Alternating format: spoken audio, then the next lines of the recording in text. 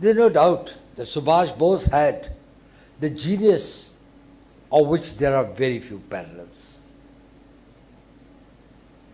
He's getting into the ICS and then leaving it. He's getting into becoming a president of the Indian National Congress at the age of 39, 40, and then leaving it at the age of 41 when he was contesting for the second term.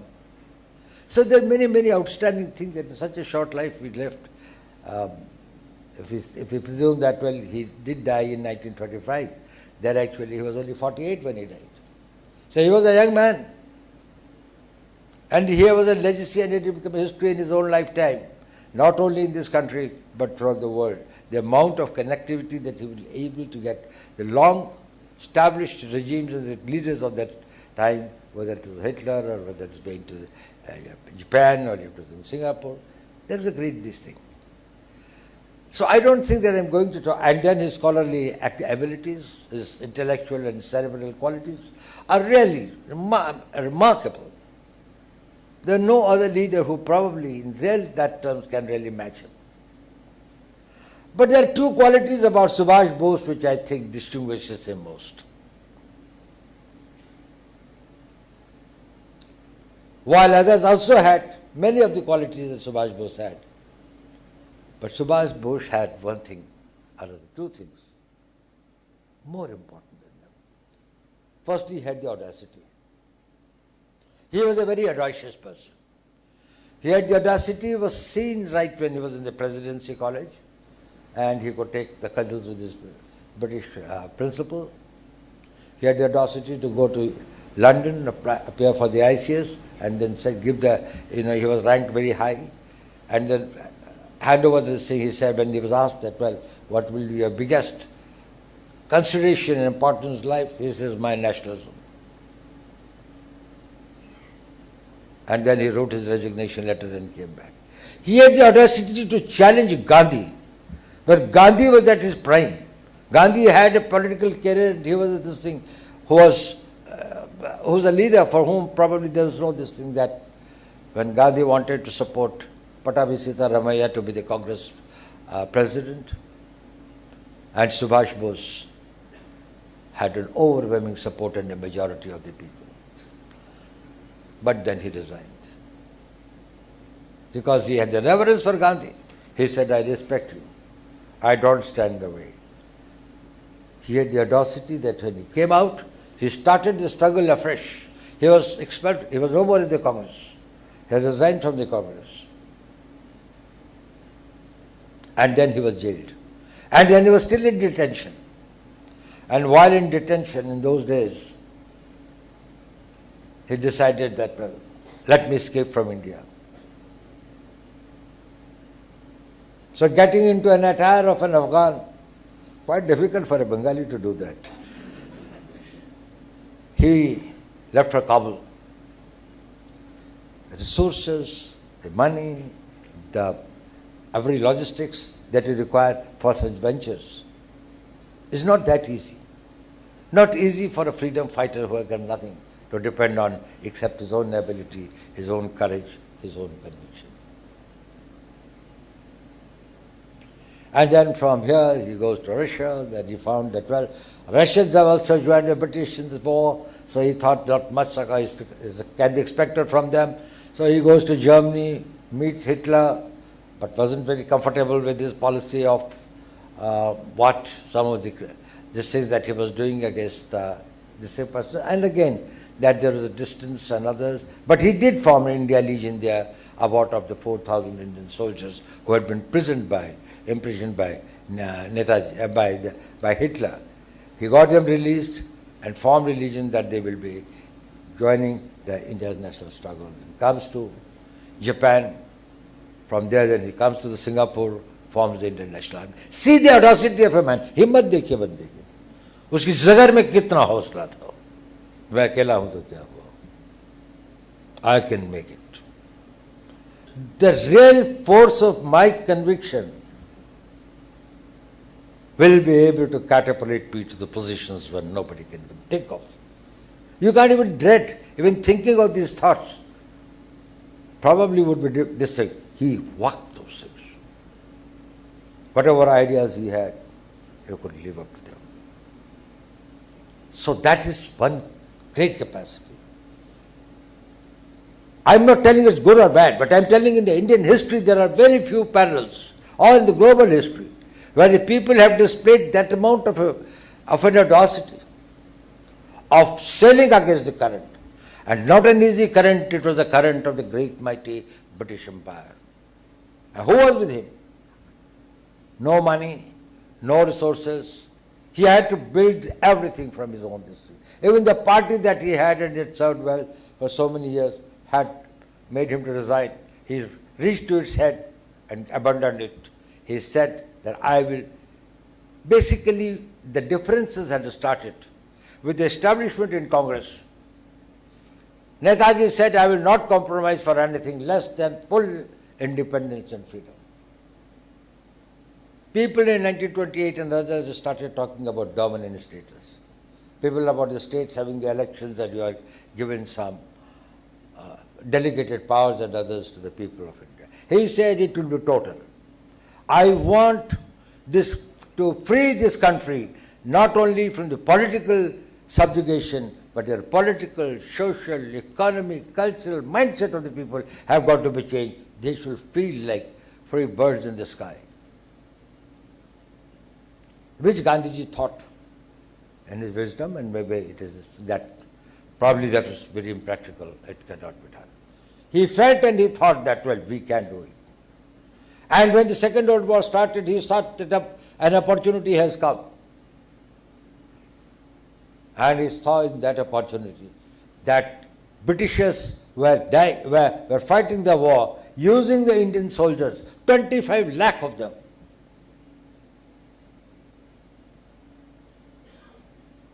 Who were fighting for the British. People who died in the war in which they had no stakes. And when in 1945 Bengal suffered a famine in which over 10 lakh people died. And you know why this famine came? Because the British wanted to carry the food trains for the war effort, and it was being shipped to Colombo from where to be taken to Europe. Indians were left to die. It is not only the people at the battlefront who are dying, it is the people here who are dying of depravity and persecution. Netaji felt, he had seen the world, he was a very, very bright man, he was much out of his age,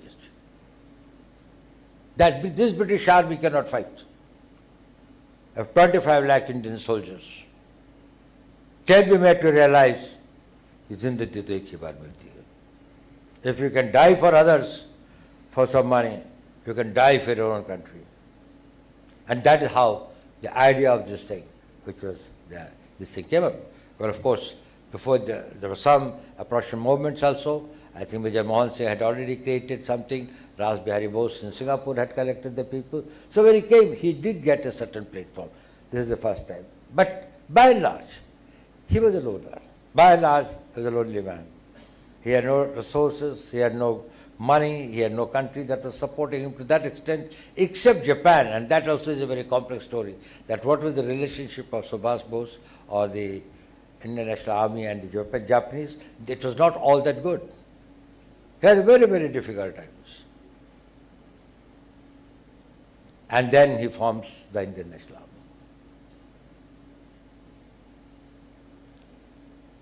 He left his house on 26th of January, and when he came in 1941, and when he formed the Indian National Congress, when he formed the Indian National Army, they were the soldiers who had been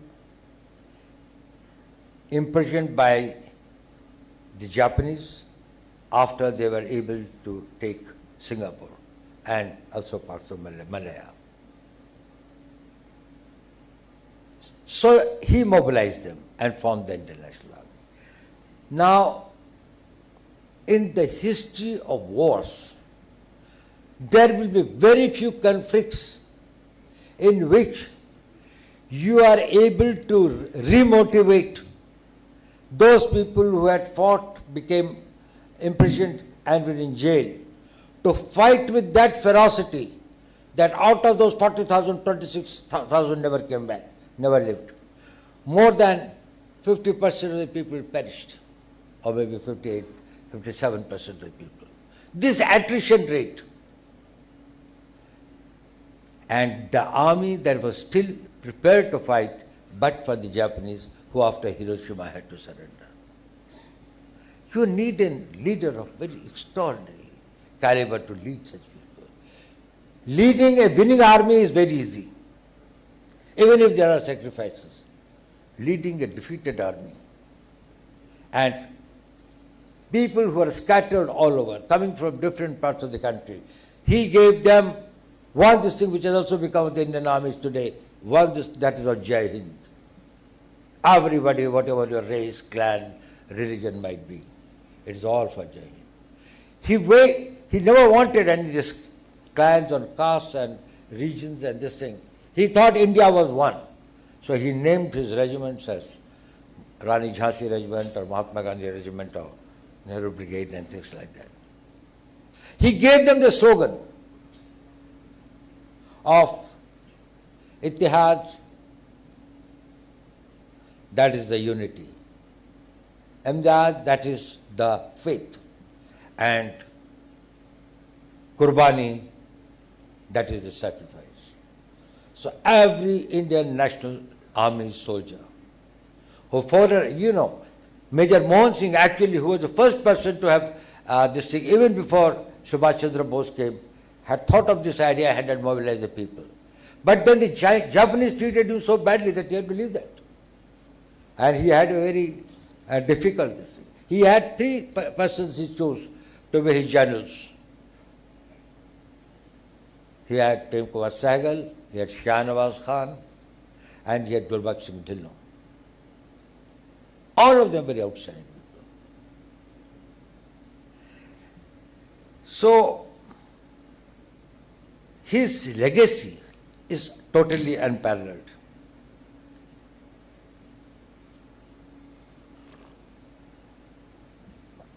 But his second quality was his tenacity. It's sometimes very easy to start, but there are very few people who can slog it to the end. If an idea comes to their mind, and after due diligence, if they decide to walk in that, people may know, people may not know. They may be sleeping, they may be awake, they may be observing, they may not be. But the man is totally steadfast. He sees his goal day in and day out. For him, that is something that he has to carry. So the seed, the idea that came to his mind, I'll fight the British. I will not beg for freedom. It is my right. I have to get it. And if I beg for it, it will be conditional, it will have something. India would not have been partitioned if Subhash Bose was there. Jinnah said, I can accept only one leader. That is Subhash Bose. He gave that spirit of courage. And see the poems that were written at that time for the Azad Hind Fauj. When he says, Kadam kadam badhaye ja, खुशी के गीत गाए जा, कौम की है जिंदगी, कौम पे लुटाए जा. That sense of sacrifice. The life, after all, is you are not immortal, but is for a purpose. And if you have got that purpose as high and as lofty, to die for your motherland, what can be the bigger ideal? And all were together in that. Whether it was Hindus or Muslims or Sikhs or any community or any this thing, it was totally indistinguishable. His leadership was of a different style. There was a doctrine which even Churchill used to say that, well, India is like equator. Everybody knows in the map where it is, but nobody knows on the ground where it is. So if you walk over the equator, you don't know that you're walking over the equator. He says there's nothing as India. India is is a very ill-defined, it's a concept. There are states, and there are communities, and there are religions, and there are ethnicities and others, and that question should we call it as an Indian. He said, no, India was a reality. India is a reality, and India will be a reality. It is with this mindset that he traveled his 48 years old journey, lived with that, and what a wonderful journey it was. But a question often comes to the mind. In life, whether your efforts matter or results matter. Nobody can doubt about the great efforts. Gandhiji was a great admirer of him. But sometimes people judge you only by the results that you produce. You give your best efforts, but you are not that lucky. Luck was not on your side. But was this entire effort of Subhash Bose a failure? Was all his romantic ideas about patriotism, about his great hope and faith and dreams of a great India, were they all something which was only a poet's fantasy, which led to nothing? I'll tell you one thing. In 1956, you must be knowing, if I'll remind you, Clement Attlee was the Prime Minister of UK when the India's Independence Act was signed. He is the one who had pleaded that let us give freedom to India. In 1956, his term was over in 1951, and after that he came on a visit to meet his friends. He came to India, stayed at Raj Bhavan in Calcutta. And I forget his name, Justice, there was a governor there. They have written his name somewhere, but anyway, I don't recall it now, who was to the governor. So after a dinner talk, the governor asked him, who knew very well because he had studied in England first. He said, Clement, you tell me one thing. Gandhi had given up the Bharat Chodo Andolan in 1942 and joined the British in their war effort. So that pressure had gone. You had won the war. So you were the winning and the victorious power. There was no immediate pressure in India for you to vacate. Why did you decide to quit India, the jewel in the crown? And that too you wanted to leave it overnight. He said, no, we have got a deadline after which we have got to quit. We cannot stay here. You had fought so long and so this thing for 200 years to keep this country enslaved. What happened? And you know, this is written now, a lot of history books which have this thing and others, it has been now very profusely this thing about that conversation. Even the governor wrote it in his this thing and then came in the newspapers, but people forgot it. That's what I say. History has been very unkind to Netaji. They have not done him justice. So Clement Attlee said, you know, it was Netaji Bose. We knew we cannot face him. He said, even if he had died at the time, there was a popular feeling, and I don't know what to say about that, but that 1945 air crash in Taipei, his plane crashed. He says, even if he has died, even after his death, we were afraid of the ideas and the nationalism that he had created, and many Indians could have gone in that path. When the Indian Army, which has revolted, or the members of the Indian Army who had joined the Indian National Army, And the mutiny started, or not, if I won't call it mutiny, the freedom this thing started in the Indian Navy and then in the Indian troops, in Jabalpur, in Karachi, wherever naval this thing was there.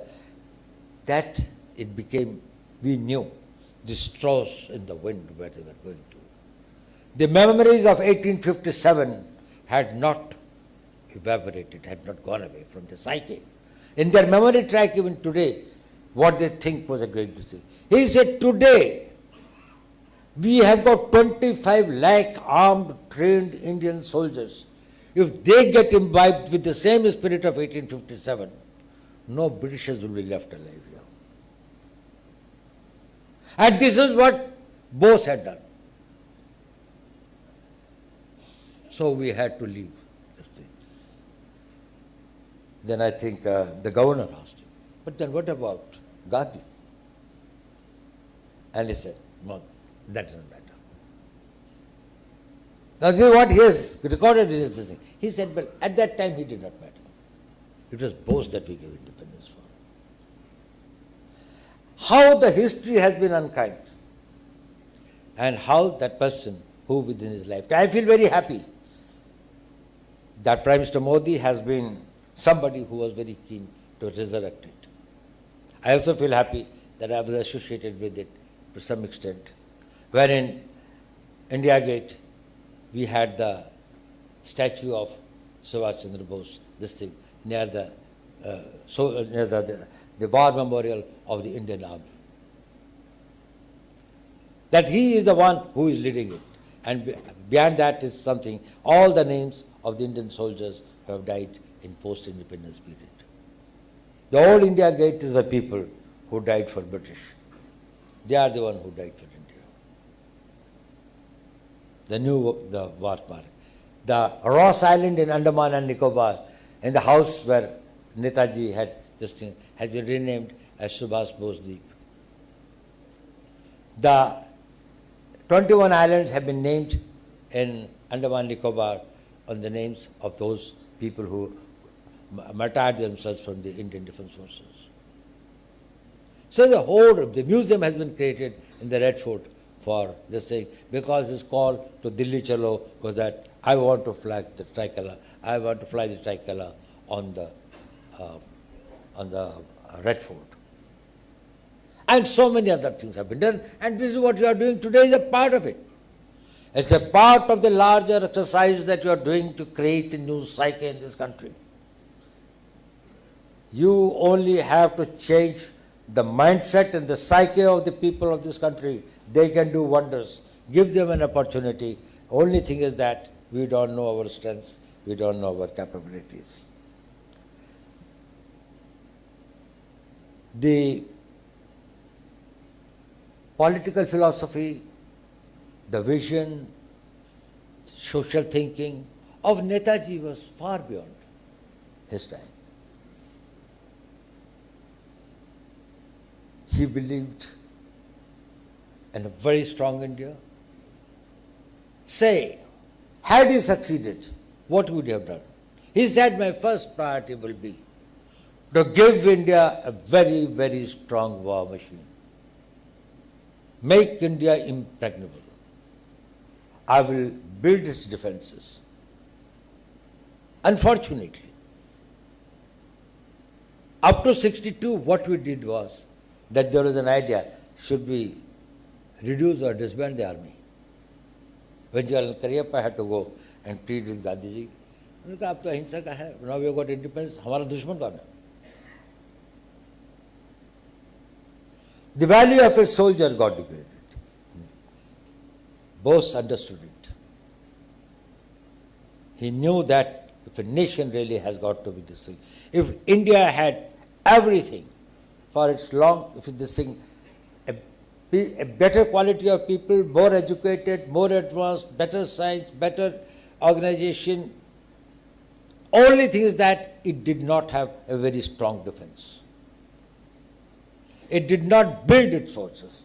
And that's why the intruders, whether the Hans or the Shaks or the Kushans or the Mongols, everybody came here one by one to transcend our area. And we never learned the lesson. They never undermined your security. Your survival depends on that. It may not be visible in the short term, but when the crunch comes, this thing, you crumble like a pack of cards. If you don't have the people, if you don't have the structures, if you don't have the organization, if you don't have the equipment. So Subhash Bose wanted to build a very strong army. Not only that, he said, I would like to have a very strong war industry. Now from 1950 to 1962, if we had started building up these things, probably the debacle of 62 might have not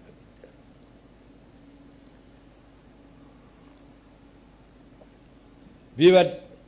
We were short of equipment, we were short of soldiers, we were short of accessibility to the areas that we had to defend, and we didn't have probably even the proper plans. Anyway, I don't want to go into that because they are the issues which are not supposed to be spoken to me about in this thing. But the fact is this, we lost a war for which, because we were not prepared for it.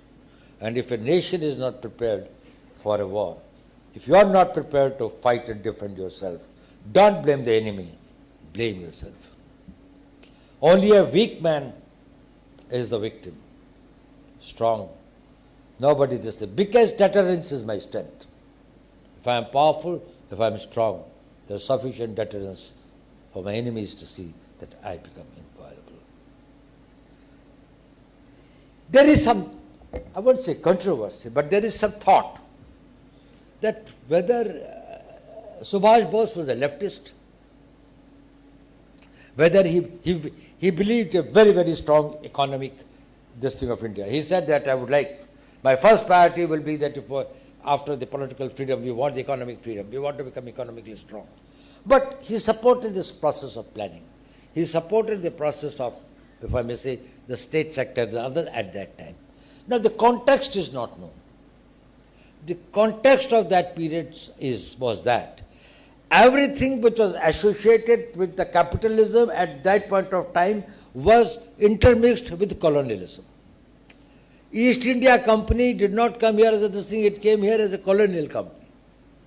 And it was responsible for that. Every private sector that was doing, if you wanted the labor for the tea plantations and this thing, you enslaved them and sent the denatured labor to these different places. So it was an exploitative regime. It is much later that as India freed, and the role of private capital and the role and their contribution as the patriots of this thing, who probably in the most important way are contributing to this thing. So he was not something who was against the private sector. He also was something people feel that well probably he was anything. He was a highly religious man. He was deeply this thing by Vivekananda and Aurobindo. He always carried in his this uniform and other the book of Gita with him, every time. The influence of his parents, the influence of Swami Vivekananda and Aurobindo and other this thing, and he had profusely learned. He had read Vedas, he had read Upanishads, he had read this thing like that. He was a very, very erudite scholar. He was very secular in his outlook. Statecraft and organization and others, he wanted that nobody should be discriminated on the basis of their religion. But deep inside, he was a pious and devoted Hindu. He did not make too much of a public display of it. But if you go through his personal things and others, well, probably many people will tell you, I don't think that one, I'm supposed to do it. Anyway, so he was a person who had this thing. Had he been today, or had his legacy this thing, what would he have liked India to do? India be like? Gentlemen, he had a great faith in the people of India.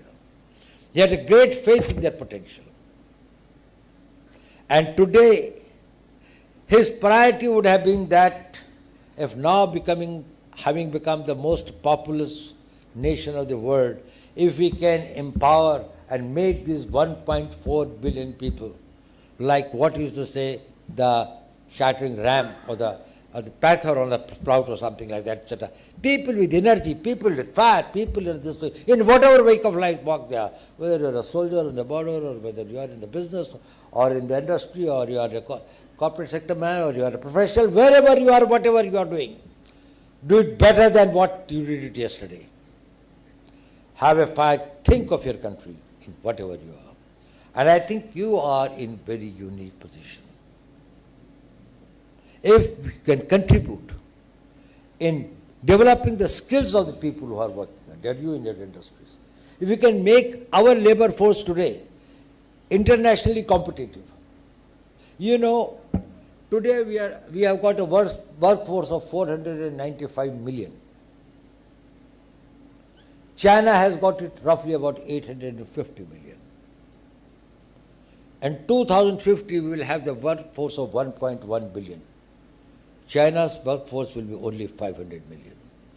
We will contribute 40% of the global workforce. Prepare and equip them. That is the workforce which are probably, that the toddlers, 2 years old and 3 years old boy today, will be there at that point of time. Can it be a first-rate engineer, a plumber, or a carpenter, or this, whatever he does, can he be globally this thing? You see where India would be. You do not know the contribution of those people who are semi-skilled or unskilled and who had gone from here and are working in the different parts of the world. Do you know how much they contribute? We have got a contribution of $100 billion by the people who work in the Middle East, who are working in skilled or semi-skilled jobs. It is more than 1.5 years budget of the Indian Army.